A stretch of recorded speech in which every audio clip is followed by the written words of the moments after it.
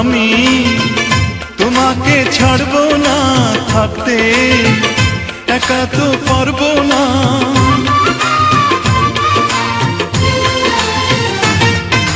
না না ভেঙো না আমার মন, আমি তোমার খুব আপন জন। মিষ্টি মিষ্টি কথায় আমার একটু বলে যাও, ও সাথী আমার তুমি কেন চলে যাও, ও সাথী আমার তুমি কেন চলে যাও। কি দোষ করেছি এ কথা